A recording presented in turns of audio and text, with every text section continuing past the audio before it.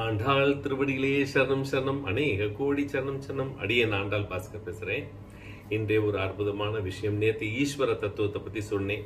பகவானுக்கு ஒரு பூஜை கூட பண்ண முடியாத சூழ்நிலையில் நம்ம இருக்கோம் அப்படின்னு சொல்லி ஒரு திருப்திகரமான பூஜை. இப்போ என்ன அப்படின்னா, பிரசாதங்கள் தயார் பண்ணுவோம்.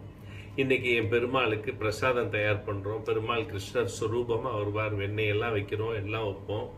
ஆனால் பகவான் இன்னைக்கு நரசிம்ம ஸ்வரூபத்தில் வந்தால் நம்ம என்ன பிரசாதம் வைக்க முடியும்?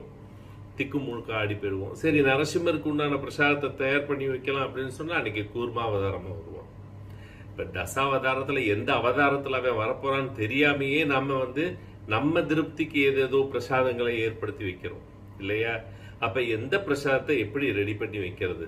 தசாவதார ஸ்வரூபத்தில் என்ன ஸ்வரூபத்தில் வரப்போறான்னு தெரியாமையே நம்ம தயார் பண்ணிட்டு இருப்போம்.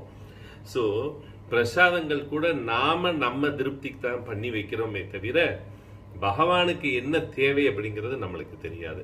அடியேன் ஆண்டாள் பாஸ்கர்.